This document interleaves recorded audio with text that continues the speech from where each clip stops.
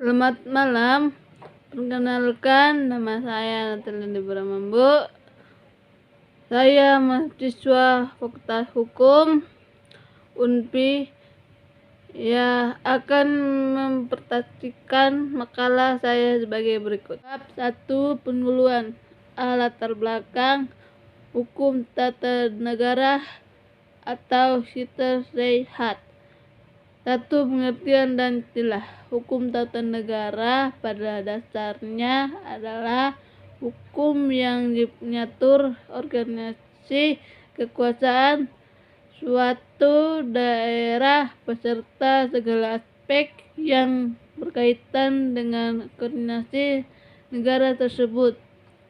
Sehubungan dengan itu, dalam lingkungan hukum ketatanegaraan dikenal berbagai istilah, yaitu state law, di mana yang diutamakan adalah hukum negara. 2. Sittesrecht. Belanda, di mana Sittesrecht dibedakan antara A. Arti luas Sittesrecht institution. B. Arti sempit Sittesrecht institution. 3. Constitutional law Inggris, di mana hukum tata negara lebih bertiberatkan pada konstitusi atau hukum konstitusi. 4. Teori konstitusional dan di Roger administrasi Prancis, di mana titik tolaknya adalah untuk membedakan antara hukum tata negara dengan hukum administrasi negara. 5. Verfassungsrecht dan Verfassungsrecht Jerman yang sama dengan di Inggris. 6. Bagi Indonesia tentunya mempunyai hubungan dengan hukum tata negara Belanda dengan istilah Sittesrecht atau hukum negara, hukum tata negara. 2. Definisi hukum tata negara. 1. Van Velleon. Hukum tata negara mengatur sebuah masyarakat hukum atas dan masyarakat hukum bawahan menurut diangkatannya, dan dari masing-masing itu menentukan wilayah lingkungan rakyatnya, dan akhirnya menentukan badan-badan dan fungsi masing-masing yang berkuasa dalam lingkungan masyarakat hukum itu, serta menentukan susunan dan pimpinan badan tersebut. 2. Solemnitas. Hukum tata negara adalah hukum yang mengatur organisasi daripada negara. 3. Vanderpot. Tata negara adalah peraturan-peraturan yang membentukkan badan-badan yang diperlukan serta mewenangnya masing-masing, hubungannya dengan yang lainnya, dan hubungannya dengan individu-individu.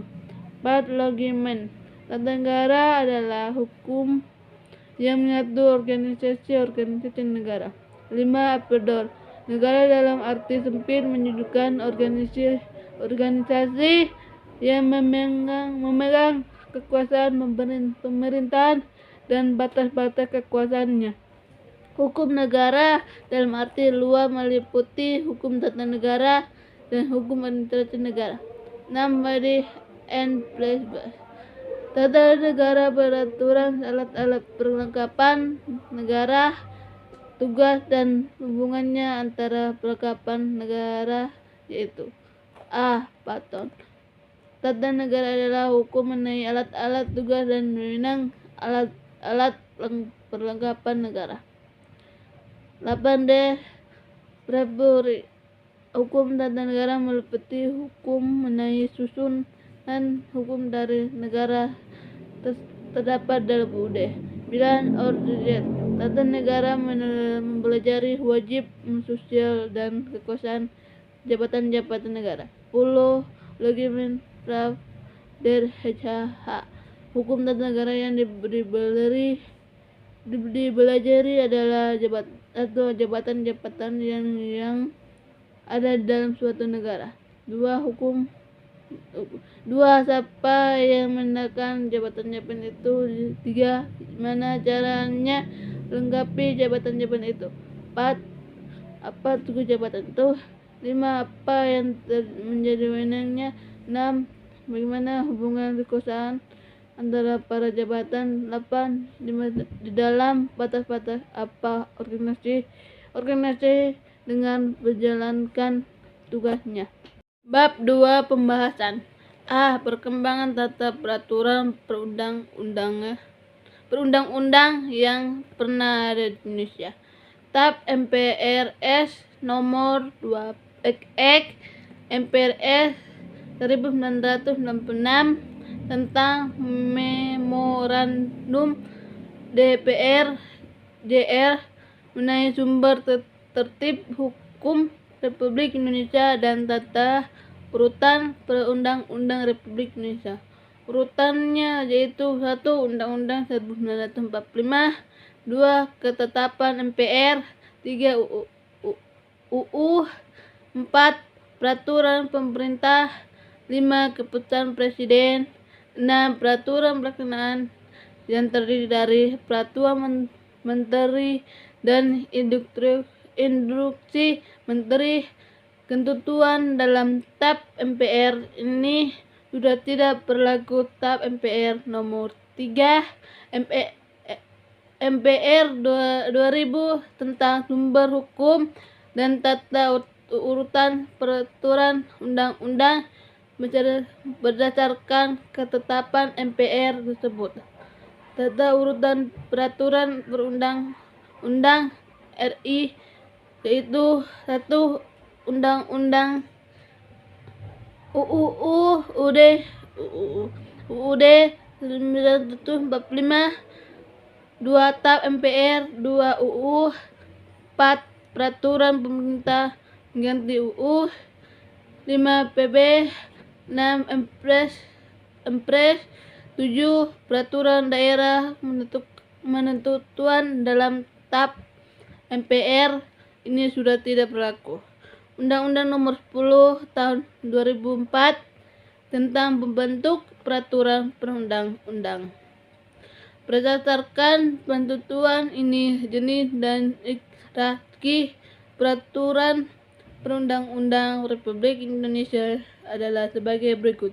1. UUD Negara Republik Indonesia tahun 1945, 2. UU atau Perpu, 3. Peraturan pemerintah, 4. Peraturan Presiden, 5. Peraturan daerah. Undang-Undang nomor 12 tahun 2011 tentang pembentuk peraturan perundang-undang berdasarkan ketentuan dalam undang-undang ini. Jenis dan hierarki peraturan perundang-undang Republik Indonesia adalah sebagai berikut. 1. Undang-Undang Negara Republik Indonesia tahun 1945, 2. Ketetapan MPR, 3. UU, Perpu, Peraturan Presiden, Peraturan Daerah Provinsi, 6. Peraturan Daerah Republik Kota atau Kota. 2.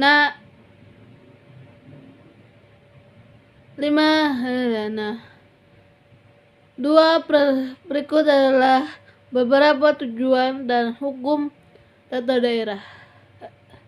1. Penyebar luaskan mengerti pengertian baru yang terkandung pada Undang-Undang Dasar Negara Republik Indonesia tahun 1945 Maca Amendement. 2.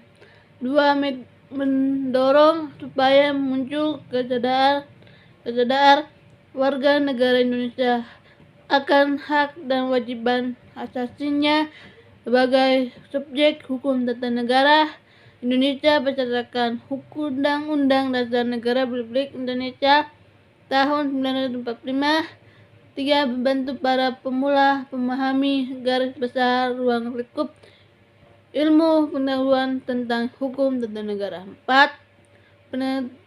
Menerapkan masyarakat Indonesia dengan pengetahuan tentang hukum tata negara. 5. Mendorong perkembangan lebih lanjut studi tentang hukum tata negara di Indonesia.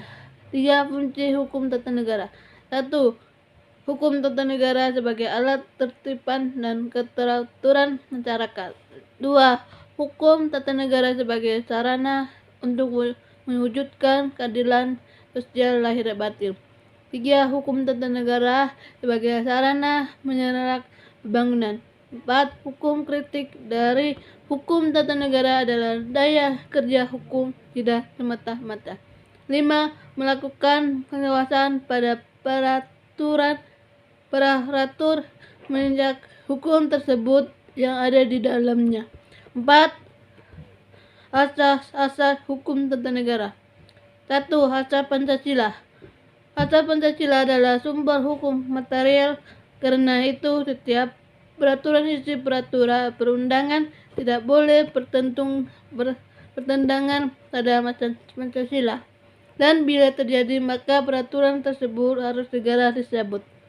Pancasila sebagai khas hukum tata negara bisa dilihat dari asas ketahuan yang Maha Esa, sila ke-1, asas kemanusiaan, sila ke-2, asas kebangsaan, sila ke-3, asas kesaksi kelautan rakyat, sila ke-4, asasi keadilan, sila ke-5, asasi kelautan rakyat.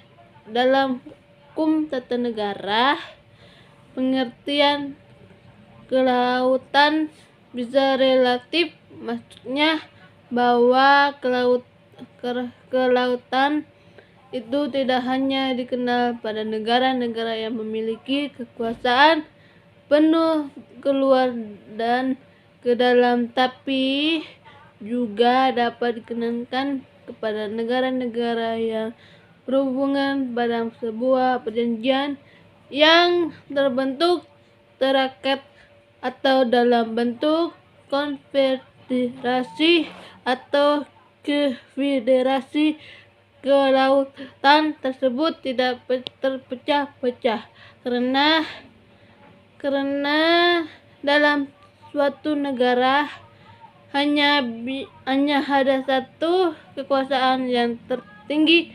Kelautan rakyat adalah bahwa rakyatlah yang memiliki wewenang yang tertinggi yang menentukan segala wewenang dalam negara. Kelautan rakyat diwakilkan pada MPR.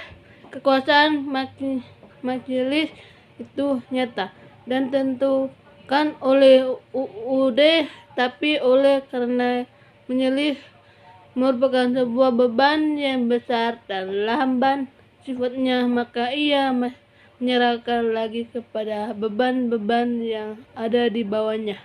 3. Asasi negara hukum.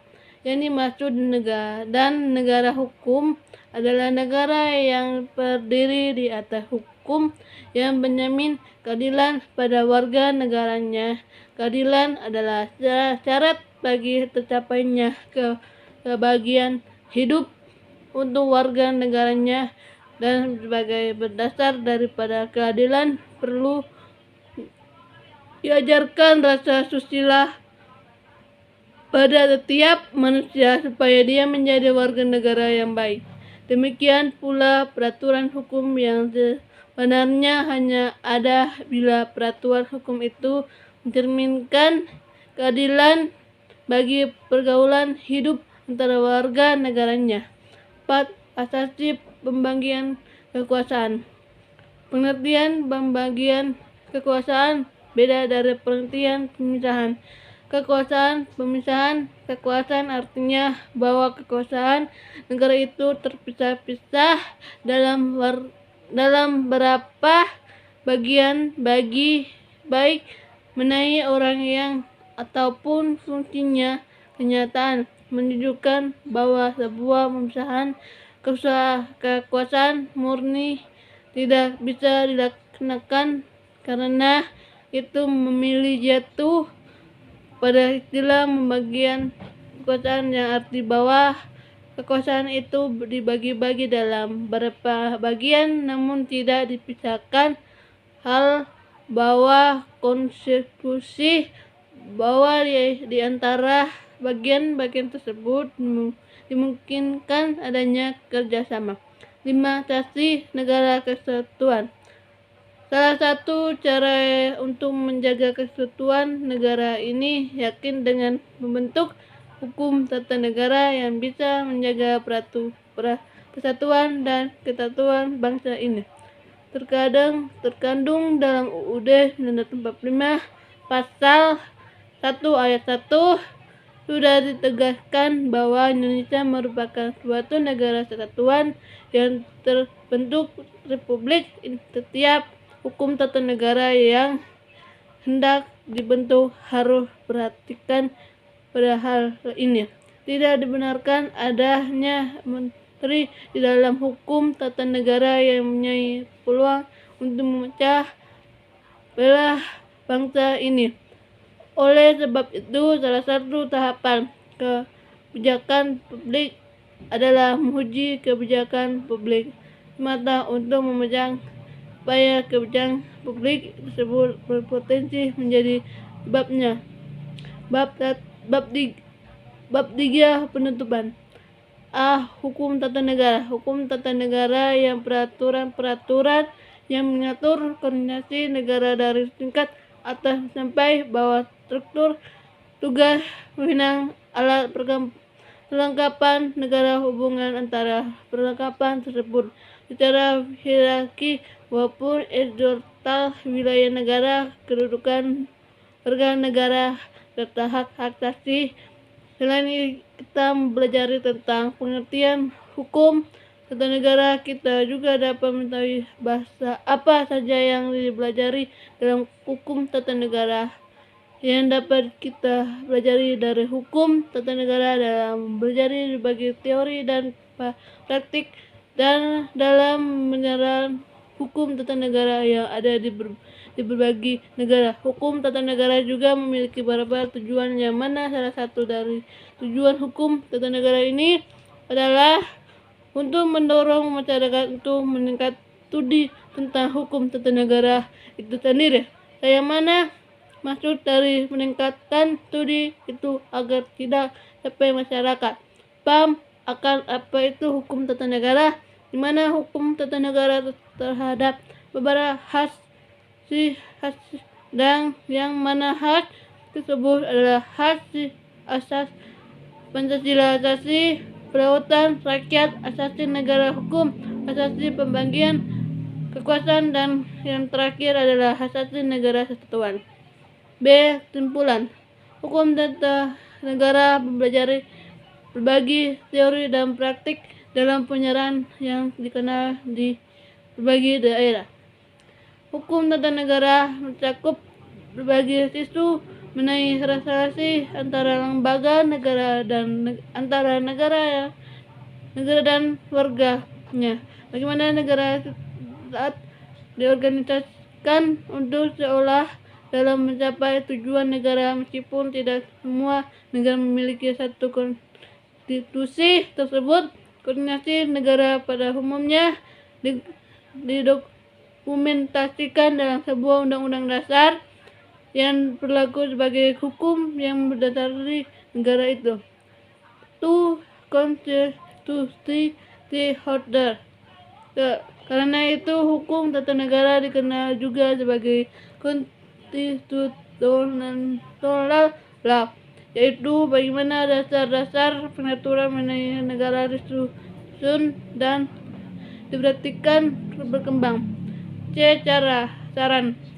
Lakukan peninjauan kembali dalam struktur pemerintahan negara kedepannya serta terlebih baik lagi, serta menindaklanjuti hukum yang sudah ada dengan menghukum para aparat negara yang dinilaikan kewajiban sebagai anggota pemerintahan dengan penerbangan hukum serta undang-undang yang telah berlaku agar pemerintah dan bertetap lebih baik lagi.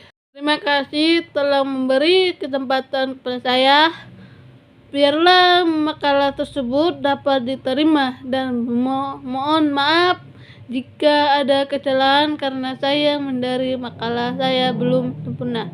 Biarlah kita sama-sama memajukan hukum Indonesia dan UNPI menjadi tolak ukur bagi kemajuan hukum Indonesia. UNPI tetap jaya. Terima kasih Tuhan Yesus memberkati.